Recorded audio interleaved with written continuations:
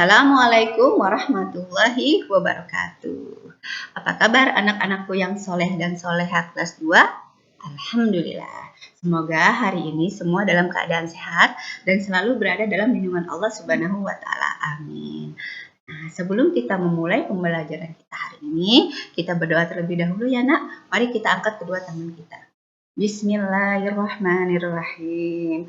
Rabbi zidni ilma warzuqni fahma waj'alni minas sholihin. Amin. Hari ini kita akan melanjutkan pembelajaran PAI, yaitu pelajaran 9. Jika pada pembelajaran yang lalu kita sudah mempelajari pelajaran 9 tentang surat Al-Asr, maka hari ini kita akan mempelajari pelajaran 9 tentang keteladanan Nabi Lut alaihissalam. Nah, setelah Bu Guru uraikan tentang kisah Nabi Lut alaihissalam, Bu Guru harap kalian bisa memahami kisah tentang Nabi Lut alaihissalam dan juga kalian bisa meneladani sikap kedisiplinan dari Nabi Lut alaihissalam. Oke, Bu Guru mulai ya. Nabi Lut alaihissalam lahir di Palestina. Ayahnya bernama Harun bin Tareh. Nah, Harun bin Tareh ini adalah saudara kandung dari Nabi Ibrahim alaihissalam, sehingga Nabi Lut alaihissalam adalah keponakan dari Nabi Ibrahim alaihissalam. Nabi Lut alaihissalam sering menyertai Nabi Ibrahim dalam berdakwah, sehingga beliau mendapatkan ilmu langsung dari Nabi Ibrahim alaihissalam, yaitu sebagai pamannya. Nabi Lut alaihissalam diutus kepada kaum Sadum. Nah, kaum Sadum ini berada di daerah Al-Gaur namanya, yaitu dekat dengan Baitul Maqdis. Kaum Sadum adalah kaum yang gemar melakukan perbuatan keji dan mungkar. Mereka menyembah berhala, mereka sering merampok, mencuri, bahkan kekejian mereka sampai terkenal mereka disebut dengan kaum penyamun. Selain itu, mereka juga mempunyai sikap yang menyelewengi anak ya, yaitu sikap yang tidak sepatutnya, sikap yang menyukai sesama jenis. Laki-laki suka dengan laki-laki dan perempuan suka dengan perempuan. Padahal Allah sangat melaknat ya nak, manusia yang menyukai sesama jenis. Nah, Nabi Lut alaihissalam sangat disiplin. Beliau menggunakan waktunya untuk beribadah kepada Allah Subhanahu wa Ta'ala dan berdakwah kepada kaumnya. Nabi Lut alaihissalam sangat gigih berdakwah kepada kaum Sadum. Beliau selalu mengajak kaum Sadum agar beriman kepada Allah Subhanahu wa Ta'ala. Namun, kaum Sadum selalu mengingkari dakwah Nabi Lut alaihissalam, bahkan ada sebagian dari mereka yang mencibir, mencemooh Nabi Lut alaihissalam. Namun Nabi Lut alaihissalam dengan sabar tetap mengajak kaum Sadum agar meninggalkan segala bentuk perbuatan mereka yang buruk. Meskipun kaum Sadum ingkar dan hendak dan menolak ya dakwah dari Nabi Lut alaihissalam, tapi Nabi Lut tetap istiqomah dalam berdakwah. Beliau tidak pernah putus asa dalam menjalankan perintah Allah untuk menyadarkan kaum Sadum.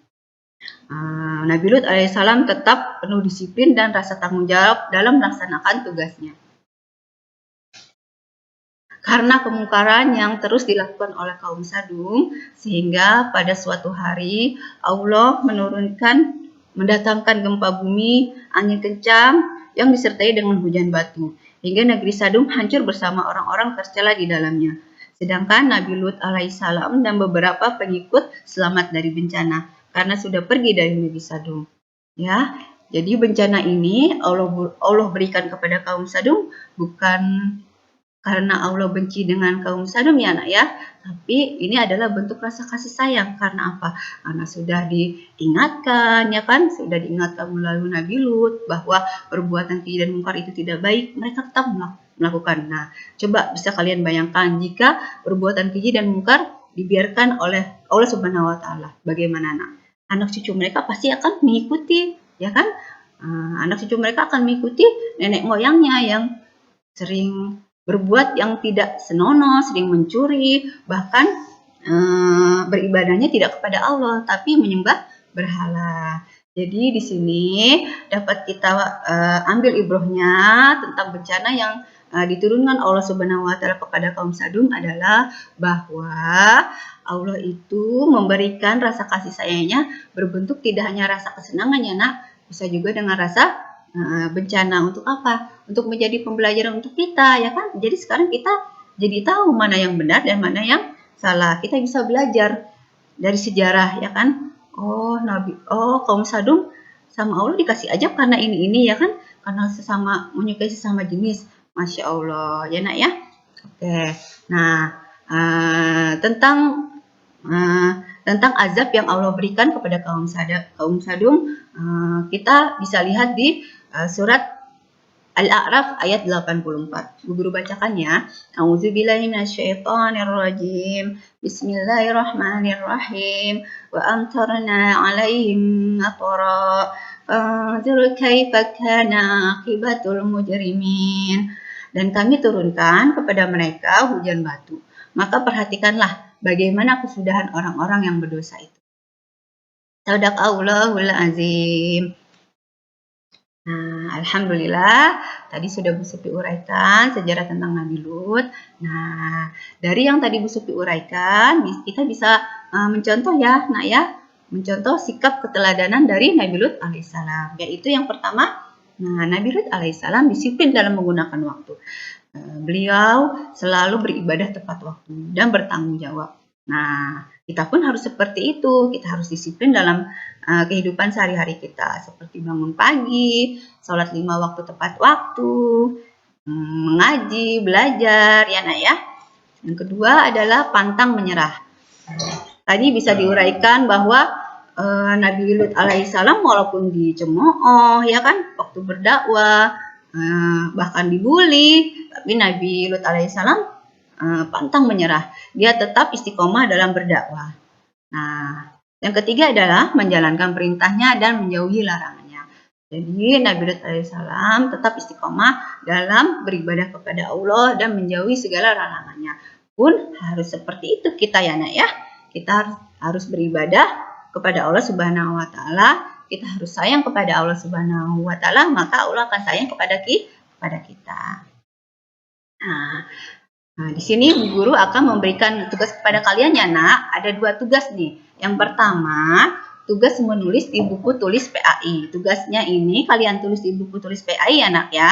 Ada 3 poin pertanyaan. Yang pertama, Nabi Lut alaihissalam dilahirkan di negeri. Oke, yang kedua, sebutkan 3 bencana yang Allah Subhanahu wa taala datangkan kepada kaum Sadum. Nah, yang ketiga, bencana yang Allah Subhanahu wa taala datangkan kepada kaum Sadum terdapat pada Al-Qur'an surat yang ayat yang tadi semuanya ada di video pembelajaran. Tadi semuanya ada di materi yang tadi Bu Sufi sudah uraikan ya nak ya. Tugas yang kedua, kalian mengerjakan soal di buku paket PAI halaman 116 dan 117 bagian A dan B-nya saja. Baik anakku yang soleh dan soleha, setiap jerih payah kalian dalam belajar itu ada balasannya nanti dari Allah Subhanahu wa taala. Yang pertama, jerih payah kalian dalam belajar itu mengalirkan pahala untuk kedua orang tua kalian, dan juga Bu Guru pun mendapatkan pahala dari kalian. Oleh karena itu, jangan patah semangat dalam belajar ya nak ya, walaupun keadaannya masih seperti ini, harus tetap semangat. Karena ingat, kalau kita capek belajar, berarti ayah dan bunda kita akan mendapatkan pahala. Iya, akan mendapatkan pahala juga nak ya. Baik, Bu Guru akhiri pembelajaran kita hari ini. Kita akhiri dengan membaca hamdalah. Alhamdulillahirabbil alamin. Summa waalaikumsalam warahmatullahi wabarakatuh.